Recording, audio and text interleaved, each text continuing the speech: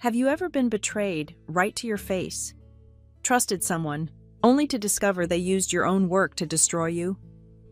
I thought I was untouchable until the day our new CEO, the owner's son, stood before the entire board and declared, "I'll double our profits this year." They applauded. I froze, because I knew the secret he'd stolen from me.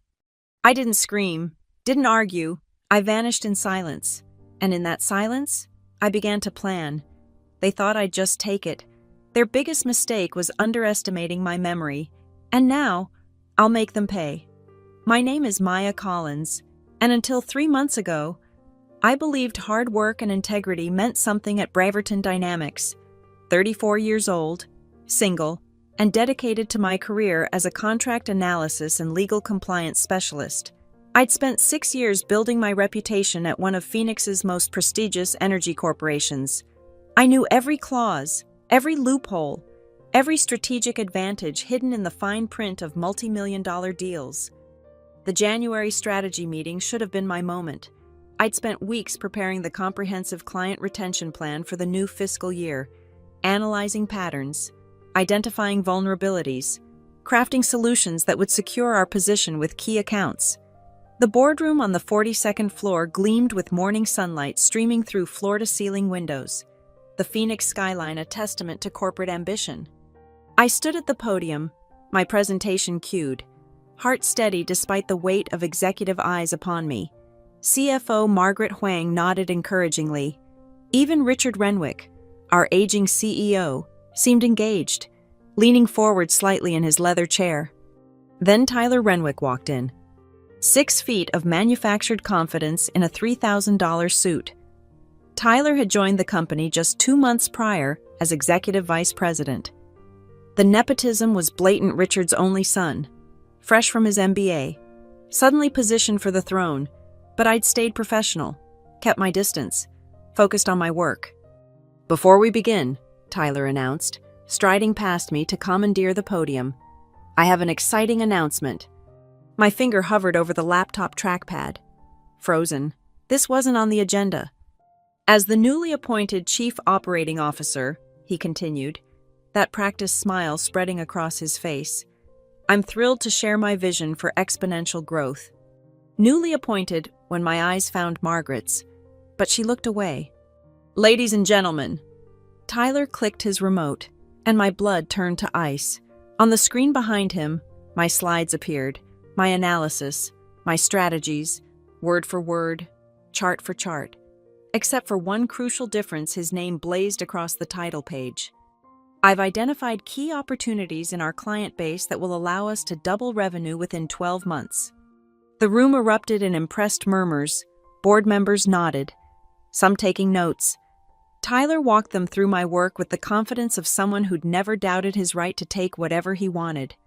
I stood there, invisible now, watching him present my late nights, my insights, my innovations as his own brilliant discovery, the Southwest Energy Account Optimization mine, the predictive analytics model for contract renewals mine, the tiered service structure for premium clients mine. When he reached the revenue projections, the ones I'd triple-checked until my eyes burned at 2 a.m, Richard Renwick actually applauded. "Exceptional work, son. This is exactly the leadership we need." Tyler's eyes found mine then, sliding past the board members' approving faces to where I stood forgotten by the wall. His smile never wavered, but something shifted in his expression, a flicker of triumph, cold and deliberate. He leaned slightly toward the microphone. "I've been working closely with various departments to ensure buy-in." His gaze still held mine.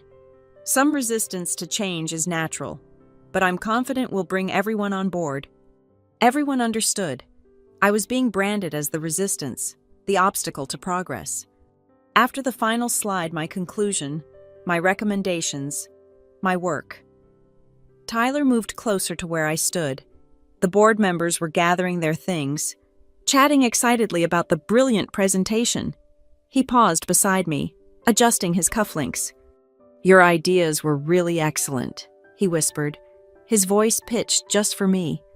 "But now they're mine." The words hit like physical blows. Not because I hadn't seen it coming, I'd suspected something when he'd asked for my preliminary reports last week for review, but because of the casual cruelty, the complete lack of shame. Why, I managed to keep my voice steady, professional even now. He shrugged. Because I can. Because nobody will believe you. Because in this room, I'm a Renwick, and you're— He glanced at my modest outfit, my practical shoes. Replaceable. I didn't respond, didn't trust myself to speak without screaming, without lunging for his throat. Instead, I watched him walk away, accepting congratulations and handshakes, basking in stolen glory. The boardroom emptied, leaving me alone with the ghost of my ambition. Through the windows, Phoenix sprawled below, indifferent to my humiliation. But in that moment, standing in the shadow of my own hijacked success, something crystallized within me. Tyler Renwick thought he'd won. He thought I'd slink away, defeated and silent. He thought wrong. I gathered my unused laptop, my pointless notes, and left the boardroom with measured steps. In the elevator, my reflection stared back composed, professional, unremarkable. Perfect. Because Tyler had just made a crucial error. He'd shown me exactly who he was, exactly how he operated, and he'd done it thinking I was powerless to respond. The war hadn't started yet, but I already knew how it would end. 2 days. That's all the time I had between Tyler's betrayal and my execution. The call came at 9:23 a.m. while I was reviewing the Pemberton contract. Maya, this is Janet from HR. We need you in conference room B immediately. The walk down the hallway stretched like a funeral march. I knew what was coming. Tyler's whispered threat about bringing everyone on board suddenly made sense, but knowing didn't make it easier. Janet sat flanked by security officer Mike Donovan and a woman I didn't recognize, legal counsel. Judging by her severe expression and leather portfolio. Maya, please sit. Janet's voice carried that professionally sympathetic tone HR reserves for terminations. We've discovered some concerning activity regarding your access to the customer relationship management system. I kept my face neutral. What kind of activity? The lawyer slid a printout across the table. System logs, timestamps, my credentials accessing client data at 11:47 p.m. last Tuesday. These records show you downloaded the complete strategic client database without authorization. Janet continued, including confidential contact information, contract values, and renewal schedules. I was preparing the retention presentation, I said carefully, the one presented this week to the board. The presentation given by Mr. Renwick, the lawyer's eyebrow arched. He filed this complaint yesterday, noting irregular access patterns and potential data theft. The trap was elegant in its simplicity. Tyler had used my own preparation against me, transforming legitimate work into corporate espionage. Furthermore, Janet pulled out another document. It discovered several files were copied to an external device from your workstation. My USB backup, standard practice I'd followed for 6 years, but now painted as theft. This is a serious breach of our data security protocols, the lawyer interjected. Braverton Dynamics takes intellectual property protection very seriously. We could pursue criminal charges. The word criminal hung in the air like a blade. They weren't just firing me, they were threatening to destroy me entirely. However, Janet's tone shifted to false benevolence. Mr. Renwick has generously suggested we handle this internally, provided you sign this separation agreement. The document was already prepared. Immediate termination, forfeiture of all benefits, a ironclad non-disclosure agreement, and buried on page 3, a clause acknowledging mishandling of proprietary information that would make me unemployable in the industry. I need time to review this with my attorney, I said. I'm afraid that's not possible. The lawyer's smile was sharp as glass. This offer expires when you leave this room. Otherwise, we proceed with formal charges. Mike shifted slightly, a subtle reminder of his presence. The message was clear sign or face arrest. My hand trembled as I took the pen. Each initial felt like carving away pieces of my career, my reputation, my future. 6 years reduced to a signature on a document designed to bury me. Your access has been revoked effective immediately, Janet announced once I'd signed. Mike will escort you to clear your desk. You have 15 minutes. The walk of shame through the office was choreographed humiliation. Colleagues averted their eyes. Conversations died as I passed. Word travels fast in corporate corridors. Maya Collins was done. My desk looked foreign already. Personal items suddenly pathetic against the corporate backdrop. A photo from the company picnic. My lucky coffee mug. 6 years compressed into a cardboard box while Mike watched, ensuring I touched nothing work-related. It's a shame, he said quietly as we waited for the elevator. You were one of the good ones. Were past tense. I was already being erased. The parking garage felt like a tomb. My car sat in the same spot I'd claimed every morning for 6 years. But now I was a trespasser. The security gate would deny my keycard tomorrow. My email was probably already bouncing. Maya Collins was being deleted from Braverton Dynamics' servers as efficiently as a corrupted file. I drove home in a daze, the Phoenix heat shimmering off asphalt, reality fractured and surreal. My phone buzzed with messages, former colleagues expressing shock, asking what happened. I deleted them all. What could I say that wouldn't violate the agreement I just signed? My Scottsdale apartment felt smaller when I entered, the walls pressing closer. I set the pathetic box on the counter and stared at it, the physical remains of my professional existence. The laptop screen glowed in the growing darkness as I sat at my kitchen table. My professional profiles needed updating, but to what experienced compliance specialist terminated for cause wasn't exactly resume material. I opened LinkedIn and saw Tyler's update from that afternoon. Excited to lead Braverton Dynamics into a new era of growth and innovation, grateful for the board's confidence in my vision. #leadership, #innovation, #growth. 87 likes, 12 comments congratulating him. My work becoming his foundation while I sat in a dark apartment, professionally murdered by corporate machinery. That's when the rage finally came. Not hot and wild, but cold and clarifying. They hadn't just stolen my work, they'd salted the earth behind them, ensuring I couldn't even whisper the truth. But Tyler had made one miscalculation. He'd assumed I'd crawl away, broken and beaten. He'd assumed the threat of criminal charges and professional exile would silence me forever. He'd assumed wrong. I closed LinkedIn and opened a new browser window. Private mode, VPN activated.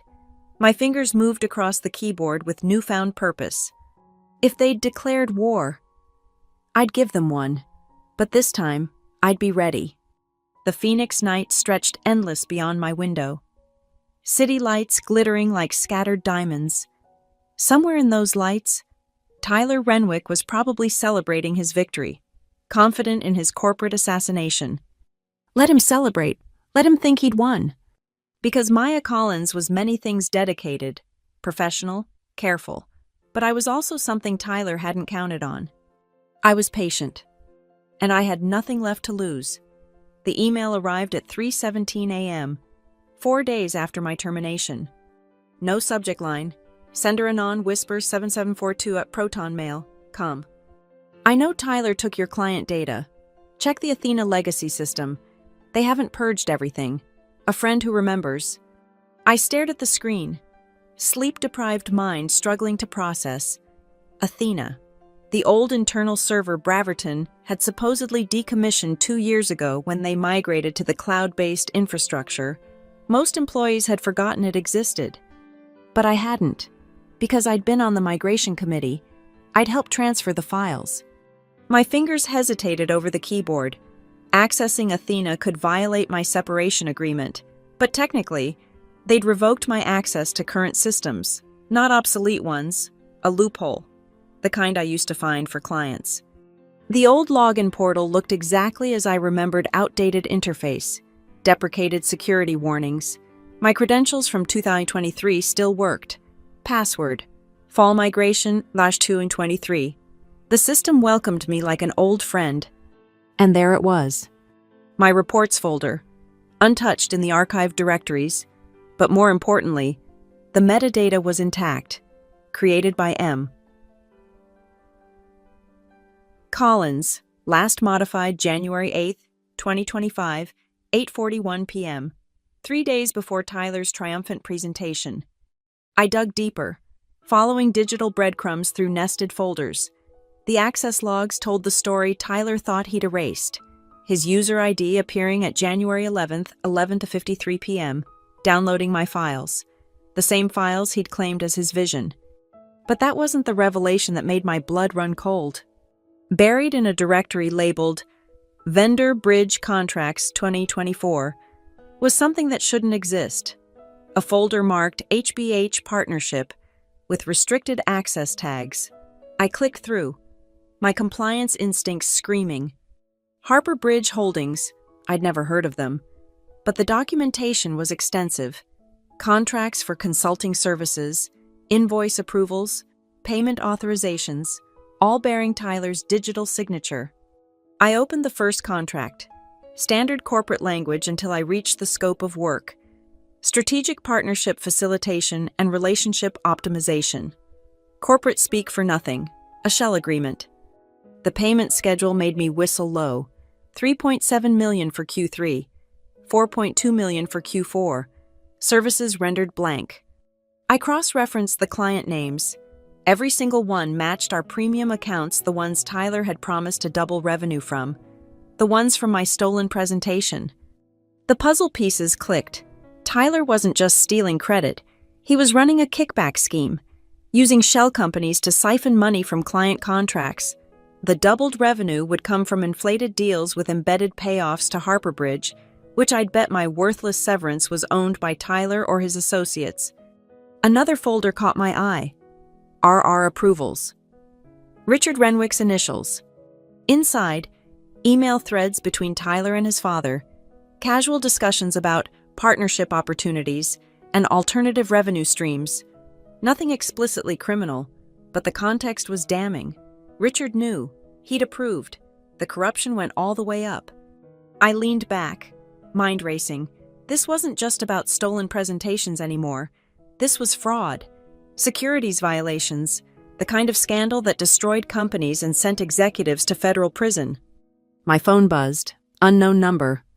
Stop digging or join your reputation in the grave. No signature needed. Tyler's threat was clear. But he'd miscalculated again.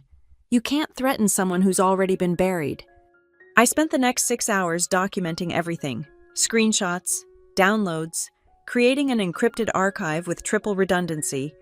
The anonymous friend had given me a gift, but I needed to be smart about using it. As dawn broke over Scottsdale, I had 43 gigabytes of evidence, enough to bury Tyler, probably Richard too. But raw data wasn't enough. I needed allies. I needed a plan. I thought about the email. A friend who remembers. Someone inside Braverton had risked their job to help me. I wasn't alone in this fight. I opened a new encrypted email account. If Tyler wanted a war, he'd get one. But this time, I'd be the one setting the rules. The first message went to 3 former colleagues, people Tyler had marginalized, whose ideas he'd dismissed, whose careers he'd stalled. My message was simple. I have proof of what Tyler's been doing. Are you interested in justice? Within an hour, I had 2 responses.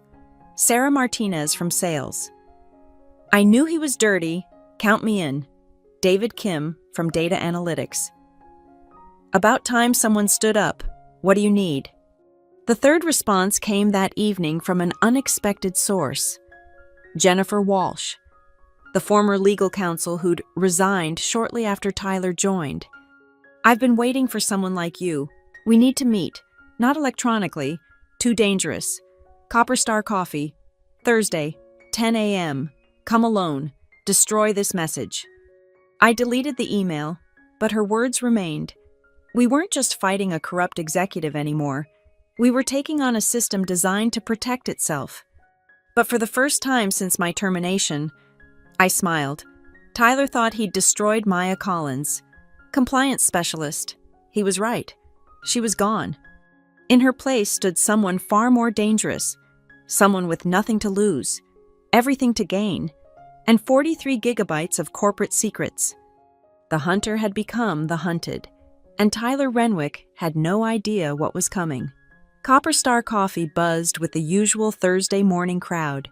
Perfect cover for a clandestine meeting. Jennifer Walsh sat in the back corner, baseball cap low, sunglasses despite being indoors, even paranoid. She radiated the sharp intelligence I remembered from her Braverton days. "No phones on the table," she said as I approached. "They can activate microphones remotely." I slipped my device into my bag and sat, up close. Jennifer looked exhausted, stress lines mapping the cost of whatever she knew. "You found Harper Bridge," she said without preamble. "Good. But that's just the surface. Tyler's been planning this since before he officially joined." She slid a manila folder across the table. Inside, photocopied bank records, shell company registrations, a web of connections spanning 18 months. I started investigating when irregularities appeared in the Q2 2024 contracts. Richard shut me down, said I was overstepping. 2 weeks later, I was offered a generous exit package with an ironclad NDA. Her laugh was bitter. "But NDAs don't cover criminal conspiracy." "How deep does this go?" I asked, scanning the documents. 37 million that I could trace. Probably more. Tyler's not just skimming, he's built an entire shadow structure. Harper Bridge is one of 6 shells, all routing money through offshore accounts. She leaned closer. "But here's what will nail him. He's been falsifying client deliverables, billing for services never rendered, then kicking back portions through the shells." My compliance brain reeled. This wasn't just fraud, it was racketeering. "I need more than paper," I said. "I need people willing to testify." Jennifer smiled for the first time. "Then you're in luck. Tyler's burned a lot of bridges. Start with these names." The list included Sarah and David, confirming my instincts, but also 5 others I hadn't considered, including Marcus Thompson, current head of internal audit still inside Braverton. "Marcus is clean but scared," Jennifer explained. "Tyler's been pressuring him to sign off on doctored reports. He's documented everything, waiting for someone brave enough to act." We spent the next hour strategizing. Jennifer had connections at the SEC, reporters at the Financial Times, but we needed more than media pressure. We needed irrefutable evidence delivered simultaneously to multiple authorities.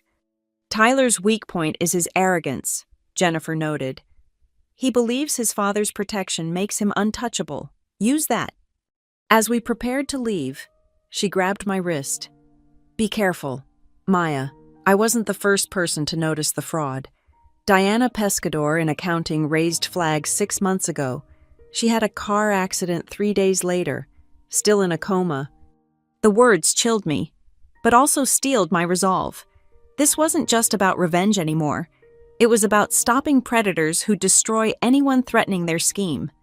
Over the next 2 weeks, our shadow network grew. Sarah recruited 2 more sales reps who'd lost commissions to Tyler's manipulated deals. David brought in a junior analyst who'd been ordered to alter data. Marcus, still inside, became our eyes and ears, feeding us real-time intelligence. We called ourselves the archive keepers of truth Tyler thought he'd buried. Our encrypted communications hub ran off servers in Switzerland. Each member contributed evidence-doctored contracts, recorded conversations, email threads. The picture emerging was staggering. Tyler hadn't just stolen my presentation, he'd been systematically looting Braverton for over a year, with Richard's implicit approval. The breakthrough came from an unexpected source. David discovered Tyler's personal laptop backup on a misconfigured cloud drive. Sloppy security for someone running a multi-million-dollar fraud, but arrogance breeds carelessness. Inside the mother lode, direct communications with Harper Bridge principals, spreadsheets calculating kickback percentages, a draft email to Richard outlining Phase 2, expanding the scheme to Braverton's European operations.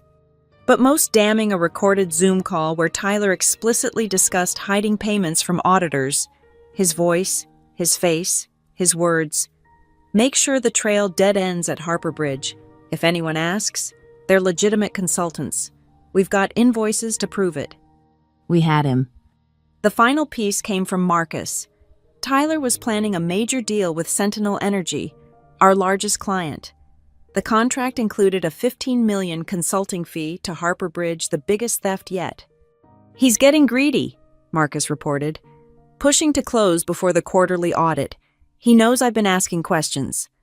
That gave us our timeline. 3 weeks to compile everything into an airtight case. 3 weeks before Tyler's biggest score. I coordinated from my apartment, now command central for our operation. Sarah and her team gathered witness statements. David's group created forensic documentation trails. Jennifer prepped media packages. Marcus monitored internal movements. We weren't just building a case, we were constructing a bomb that would detonate simultaneously across regulatory agencies, law enforcement, and media outlets. Tyler wouldn't see it coming until the walls collapsed around him. Late one night, as I reviewed our assembled evidence, my phone rang. Unknown number. "You should have taken the hint."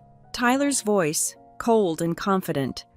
"I offered you a clean exit. Now things get messy." "Is that a threat?" I kept my voice steady, hitting record on my second phone. "It's reality. You think you're clever. Gathering your little resistance group, I know every move you make, every person you've contacted. It ends now, or I end you. Like you ended Diana Pescador." Silence. Then, accidents happen, especially to people who don't know when to stop. The line went dead, but I had what I needed: Tyler threatening me, referencing Diana, another piece of evidence for the file. I looked at the wall of documents surrounding me, the network we'd built, the truth we'd assembled. Tyler thought fear would stop me. He still didn't understand. Maya Collins, the compliant employee, was dead. He'd killed her himself in that boardroom. What remained was something far more dangerous, someone with allies, evidence, and absolutely nothing left to lose. The archive was ready. The board thought Tyler would double profits. They had no idea what was coming. The package went out at 6 a.m. on a Tuesday, coordinated across 3 time zones. The packet, as we'd named it, contained everything: 47 documents, 16 audio recordings, hundreds of emails, forensic accounting reports, and a timeline that painted Tyler's fraud in devastating clarity. We sent it simultaneously to the SEC, the FBI's White-Collar Crime Division, the Arizona Attorney General, and the IRS. But the masterstroke was Jennifer's media strategy packages, hand-delivered to the Wall Street Journal, Financial Times, and Bloomberg, embargoed until noon. By 8 a.m., my phone exploded with notifications. Marcus, still inside Braverton. Emergency board meeting called. Tyler just arrived, looking pale. I could picture it, the boardroom where he'd stolen my presentation now becoming his interrogation chamber, but I wasn't satisfied watching from afar. I needed to see his face when he realized he'd lost. At 11:30, I walked into Braverton's lobby. Security tried to stop me, my badge long deactivated, but Margaret Huang appeared, face grave. "Let her through," she commanded. "The board wants her present." The elevator ride felt like ascending to vindication. Margaret said nothing, but her expression spoke volumes: shock, anger, perhaps grudging respect. The boardroom was chaos. Papers scattered across the mahogany table, each one a piece of our carefully assembled evidence. Board members huddled in heated discussion. Richard Renwick sat isolated at the head, aging 10 years in what must have been hours. And Tyler. He stood by the windows. That confident facade finally cracked. When he saw me, his face contorted with rage. "You," he snarled, starting toward me before Margaret stepped between us. "Sit down, Mr. Renwick," commanded Harrison Clark, lead independent director. "Ms. Collins is here at our request." I took a seat, maintaining eye contact with Tyler. Let him see who'd orchestrated his downfall. "Perhaps you'd like to explain." Harrison slid a document across the table to Tyler. "Why Harper Bridge Holdings received $37 million in payments for services that appear to be entirely fictitious." Tyler's mouth opened, closed. Those were legitimate consulting arrangements. "Really?" Another director, Patricia Villanueva, held up a printed email. "Then why did you write, quote, Make sure the trail dead ends at Harper Bridge." The room went silent. Tyler's eyes darted to his father, but Richard stared at the table, abandoning his son to the wolves. "I want my lawyer," Tyler finally managed. "He's in the lobby," Margaret informed him coldly, "along with the FBI agents who'd like a word." That's when I pulled out my phone and hit play. Tyler's voice filled the room. "You should have taken the hint. Accidents happen, especially to people who don't know when to stop. You threatened Ms. Collins," Harrison's voice was ice, "referenced Diana Pescador's accident." Tyler went white. Even Richard looked up sharply at Diana's name. "The authorities have been notified about Ms. Pescador's case," I said, my first words in this room since my humiliation. "They're reopening the investigation." "This is entrapment," Tyler exploded. "She illegally accessed our systems." "Through Athena," I interrupted calmly, "a system you forgot existed, where you also forgot that every access, every download, every modification is logged permanently." Patricia pulled up another document. "The forensic audit confirms it. Mr. Renwick accessed Ms. Collins's files without authorization, then presented her work as his own. The very foundation of his vision was intellectual property theft." "Which pales compared to the fraud," Harrison added. He turned to Richard. "Did you know about Harper Bridge?" Richard's silence was damning. "Jesus Christ," Margaret whispered. "Both of you." The door opened. Federal agents entered. Credentials displayed. "Tyler Renwick, Richard Renwick, we need you to come with us." Tyler's bravado finally shattered completely. "This is her fault." He pointed at me, spittle flying. "That presentation was nothing. I made it better. I would have made this company billions." "Through fraud," I responded quietly. "Through theft. Through intimidation. You asked if I'd take it. No. I documented it. Every crime, every lie, every stolen dollar." The agents moved forward. "Gentlemen, please stand and place your hands behind your backs."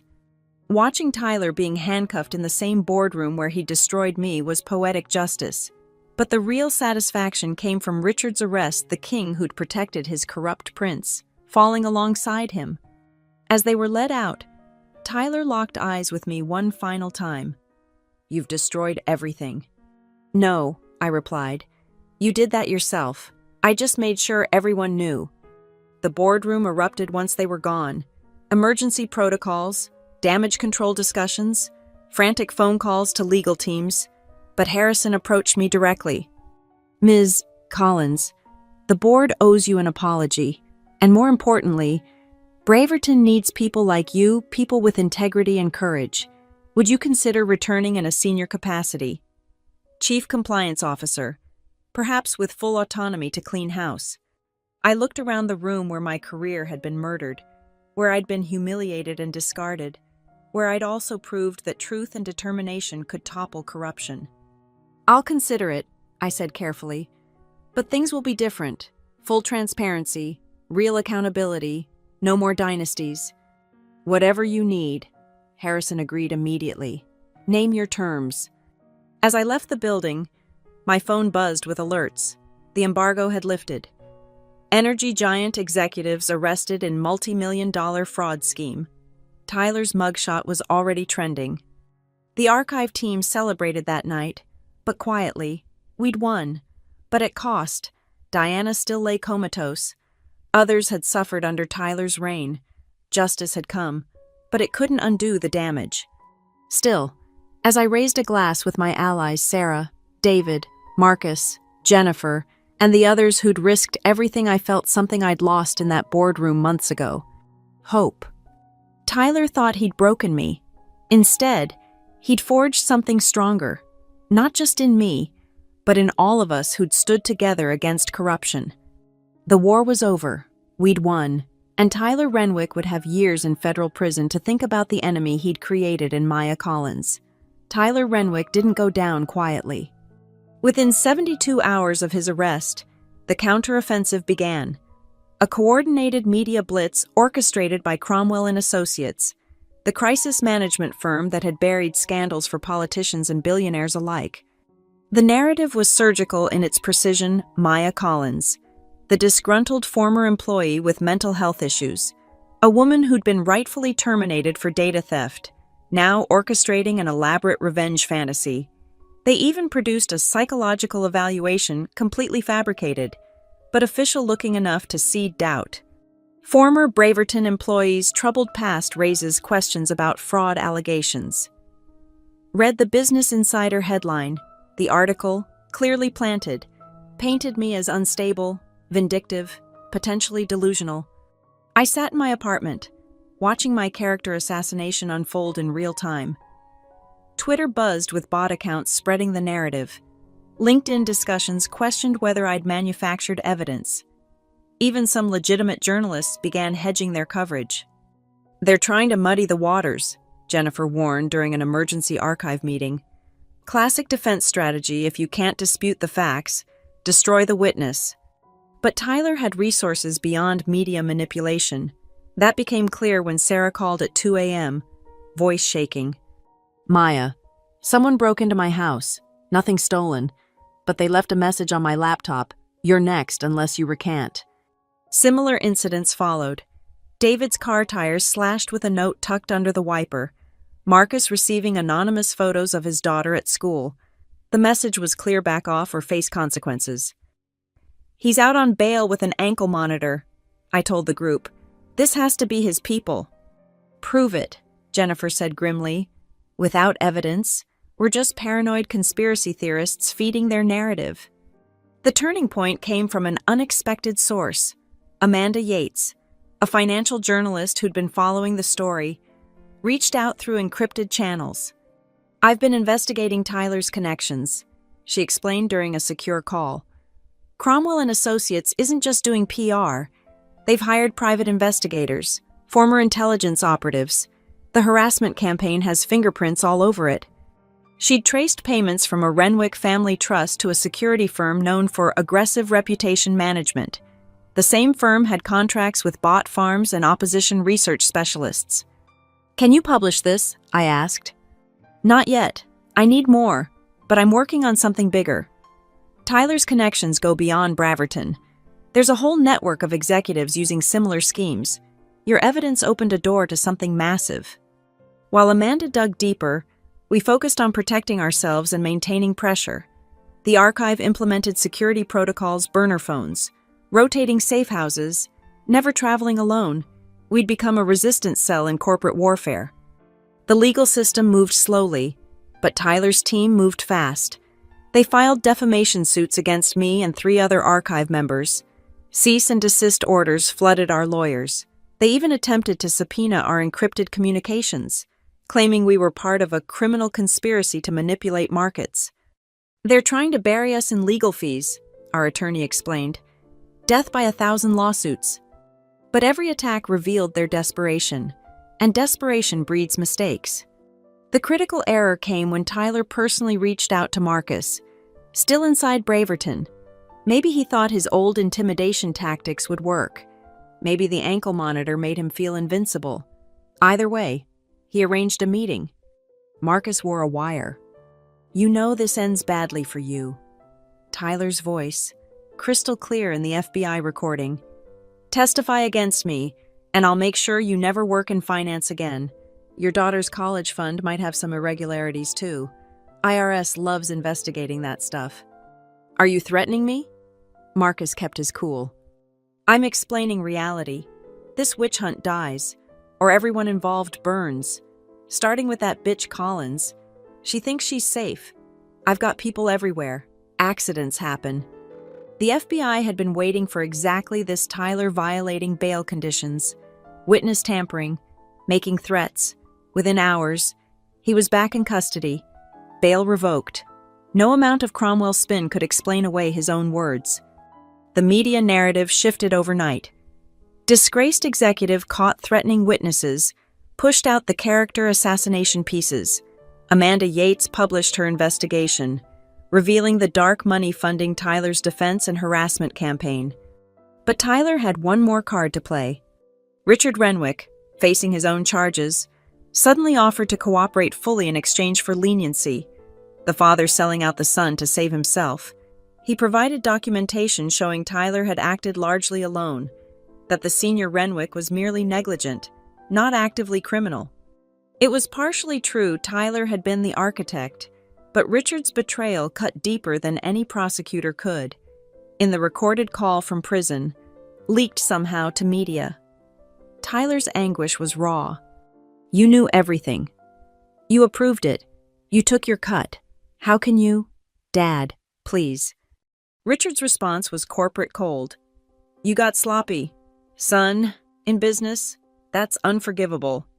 The irony wasn't lost on anyone.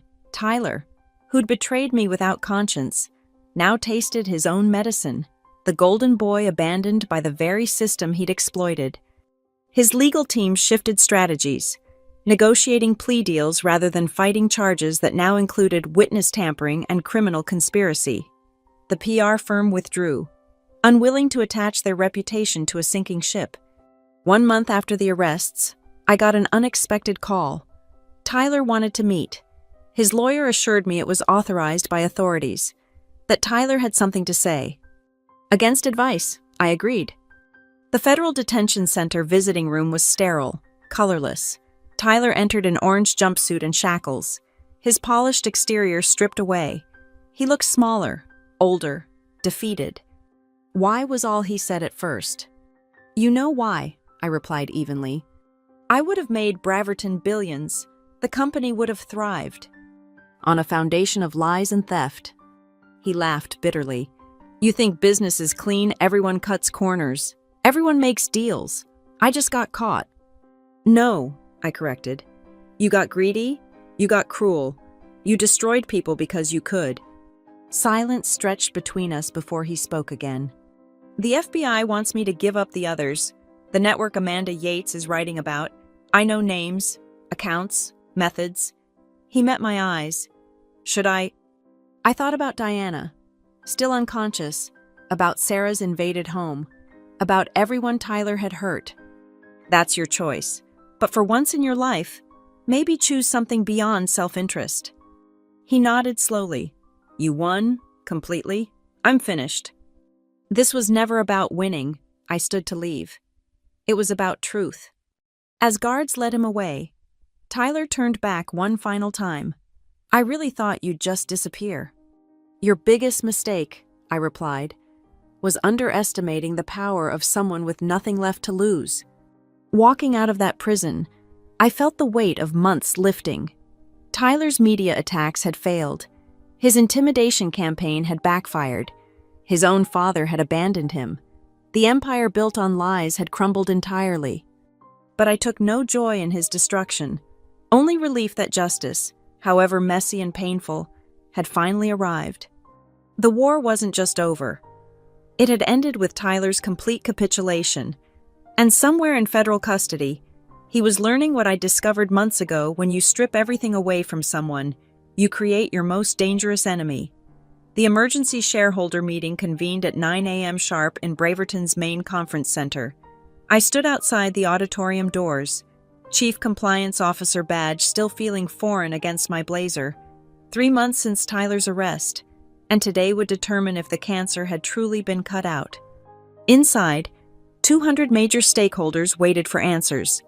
The SEC had given Braverton 90 days to present a remediation plan or face delisting. The FBI investigation continued expanding, reaching tentacles we hadn't imagined, and Richard Renwick out on bail. Technically still chairman planned one last power play. Margaret Huang found me in the hallway. "He's going to fight the board's removal motion," she warned. "Claims the fraud was limited to Tyler, that he's the victim too." "He approved every payment to Harper Bridge," I reminded her. "His lawyers say those were forged signatures, that Tyler had access to his digital credentials. The old Maya might have panicked, but I'd learned to anticipate these moves. Then it's good I kept one more card to play." The auditorium buzzed with tension. Media lined the back wall, Amanda Yates among them. Notebook ready, board members sat stone-faced on stage, and there, despite everything, Richard Renwick occupied the chairman's seat like a king refusing abdication. Harrison Clark called order. We're here to address the crisis facing Braverton Dynamics and vote on leadership changes. Motion to table, Richard interrupted smoothly. As chairman, I believe we should focus on recovery, not recrimination. My son's actions were deeply unfortunate, but... Your son, I stood from my front row seat. Mr. Chairman, may I address the board? Richard's eyes narrowed. Ms. Collins, you're here as an observer. Actually, Harrison interjected, Ms. Collins has full speaking rights as Chief Compliance Officer. Proceed. I walked to the podium, carrying a single manila folder. The room quieted. Shareholders deserve complete truth, I began. Not carefully crafted narratives or legal spin. The truth is that Braverton's corruption went beyond Tyler Renwick. I opened the folder, revealing printed emails. 3 weeks ago, I received these from a whistleblower inside Cromwell and Associates. Communications between Richard Renwick and their crisis team, dated 2 days before Tyler's arrest. Gasps rippled through the crowd as I read aloud. Need immediate reputation protection. Son about to be exposed for Harper Bridge situation. I approved initial structure but need complete deniability, whatever it costs. Richard shot to his feet. That's fabricated. Your authenticated corporate email, I continued. Verified by 3 independent forensic analysts. You knew about Harper Bridge from the beginning. More importantly, you were preparing your defense before authorities even knew about the fraud. I pulled out the second document. But the truly damning evidence is this: a recorded call between you and Harper Bridge's shadow director, Jonathan Wexler, your personal attorney. Margaret grabbed the audio transcript, reading aloud. Richard's voice, John. We need to accelerate distributions before the audit. Take another $4 million from the Sentinel deal. Wexler. That puts us over $40 million total. Your cut alone is, Richard. I don't care about proportions. Just make it happen. The auditorium erupted. Shareholders shouted questions. Board members huddled in frantic conference. Richard's lawyer whispered urgently in his ear. Furthermore, I raised my voice above the chaos. SEC investigators have confirmed that Richard Renwick personally received $12.7 million in kickbacks through a Cayman Islands account. Money stolen from you, the shareholders. Lies, Richard roared. This is a witch hunt orchestrated by... The auditorium doors burst open. FBI agents entered, moving with purpose toward the stage. Richard Renwick, the lead agent announced, you're under arrest for wire fraud, money laundering, and conspiracy. Please stand and place your hands behind your back. This time, Richard didn't go quietly. You'll destroy this company. The stock will crater. I built Braverton. You looted Braverton. Patricia Villanueva stood, voice carrying clear authority. Motion to remove Richard Renwick as chairman, effective immediately, all in favor. The vote was unanimous, every hand raised, including board members who'd supported Richard for decades. The king was dethroned by acclamation. As agents led Richard away, he locked eyes with me. Pure hatred burned there, the rage of a man who'd believed himself untouchable. You have no idea what you've done, he hissed. Yes, I do, I replied calmly. I've done my job. The meeting continued without him. Harrison Clark assumed interim chairman. The board approved every remediation measure: forensic audits, compliance overhauls, ethics reforms. My team would have unlimited authority to clean house. But the real moment came when Patricia addressed shareholders directly. We failed you. We allowed a culture of entitlement and corruption to fester. That ends today. Under Ms. Collins' leadership, Braverton will become a model of corporate integrity, not because regulations demand it, but because it's right. Applause filled the auditorium. Shareholders who'd arrived angry left hopeful. The stock, rather than cratering, actually rose 3% on news of comprehensive reforms. After the meeting, Amanda Yates caught me in the lobby. Hell of a show. Richard never saw it coming. He assumed I'd used all my ammunition on Tyler, I explained. Classic mistake, always believing you're the smartest person in the room. What's next for you, staying at Braverton? I considered the question. 6 months ago, They'd thrown me away like trash. Now they handed me keys to the kingdom. The irony wasn't lost. For now, I decided. Someone needs to ensure this never happens again, but I'm not doing it for them. I'm doing it for everyone who's been stepped on by people like the Renwicks. That evening, the archive gathered one final time. Our war was over. But bonds forged in battle don't easily break. Sarah had been promoted to VP of Sales. David ran the new Algorithmic Integrity Unit. Marcus headed internal audit with real independence. Jennifer had started a consulting firm helping other whistleblowers. To justice, Marcus raised his glass. To truth, Sarah added. To standing up, David contributed. To fighting back, Jennifer smiled. I raised my own glass. To proving that sometimes, the smallest person in the room can topple giants. We drank to that 6 people who'd refused to be victims, who'd fought a system designed to protect predators, and won. Outside, Phoenix glittered in the desert night. Somewhere, Tyler sat in federal prison, cooperating with authorities to reduce his sentence. Richard would join him soon. Father and son reunited behind bars. But I wasn't thinking about them anymore. I was thinking about tomorrow, about building something better from Braverton's ashes, about Diana Pescador, who'd finally awakened from her coma and would testify, about all the corporate criminals who thought themselves untouchable. They were wrong. Tyler and Richard Renwick had learned that lesson too late. And I'd make sure their fall served as a warning to others in the age of information, in the era of encryption and archives. The truth always finds a way. The meek might not inherit the earth, but the persistent, the principled, the pissed off. We just might burn down the kingdoms of those who thought they owned it.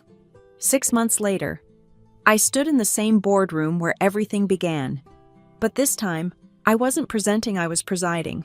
The quarterly ethics review had just concluded, and Braverton's transformation was undeniable. Compliance violations down 92%, Marcus reported. Anonymous whistleblower reports up 300% people actually trust the system now. Revenue, asked Patricia Villanueva, now chairwoman. Up 8%, Margaret confirmed. Turns out honest business is good business. The numbers told a story of redemption, but they couldn't capture everything. They couldn't show Diana Pescador, walking again, testifying at Richard's trial. They couldn't measure the culture shift, employees speaking up, questioning suspicious orders, refusing to compromise integrity for profit. After the meeting, I returned to my office CEO's corner suite, now mine as Chief Compliance Officer. The irony still amused me. Tyler had promised to double profits through fraud. Instead, we'd increase them through transparency. My assistant knocked. Ms. Collins, someone here to see you. Says it's personal. Tyler Renwick entered, flanked by a federal marshal.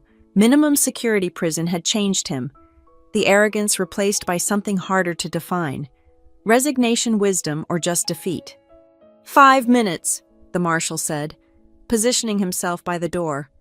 Tyler sat across from my desk.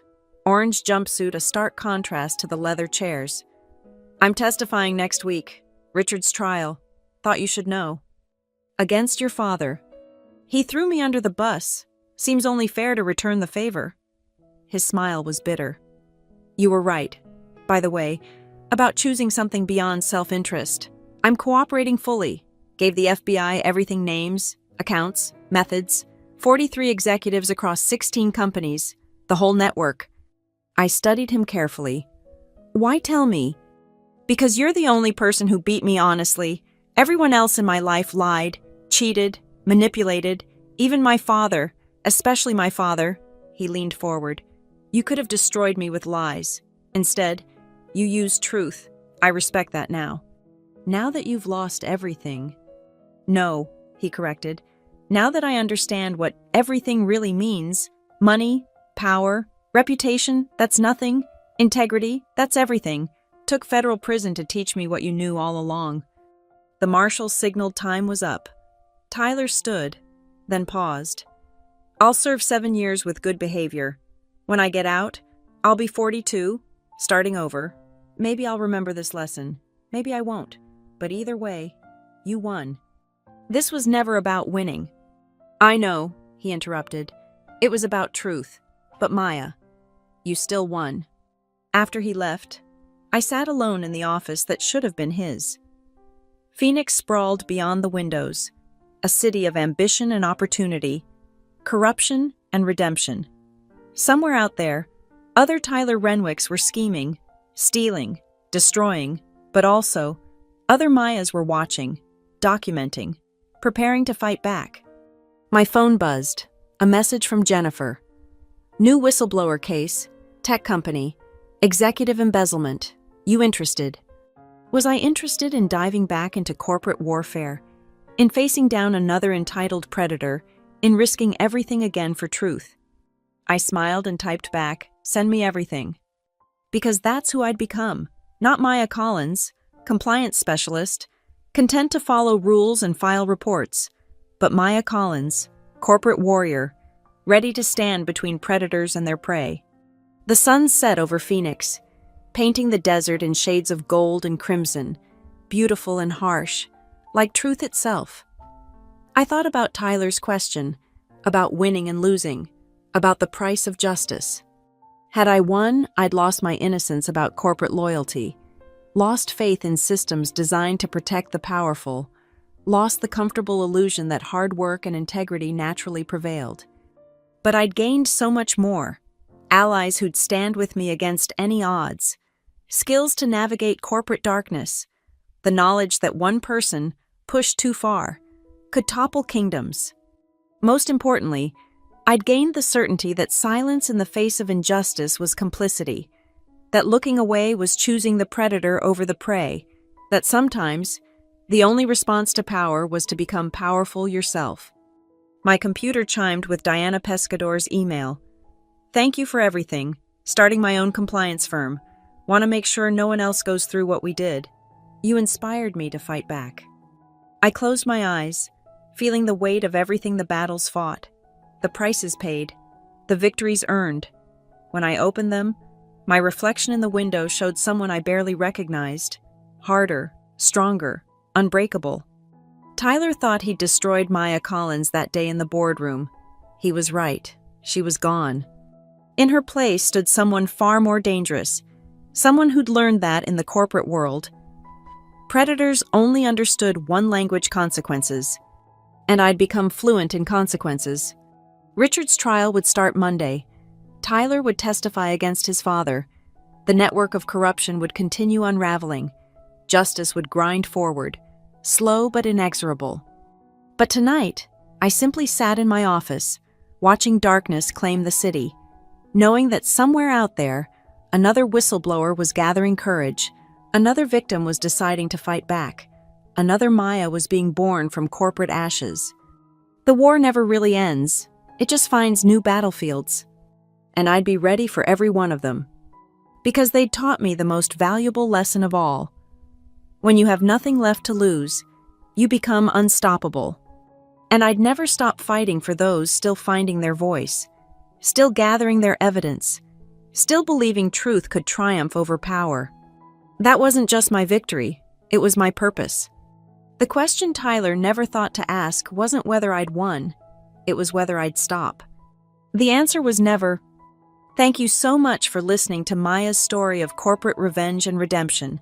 I'd love to know where in the world you're listening from. Drop a comment below, and let's connect. If this story resonated with you, please subscribe to the channel and share your thoughts. Have you ever faced workplace injustice? How did you handle it? Let me know in the comments. Your stories inspire mine. Until next time, remember sometimes the smallest voice in the room can bring down giants.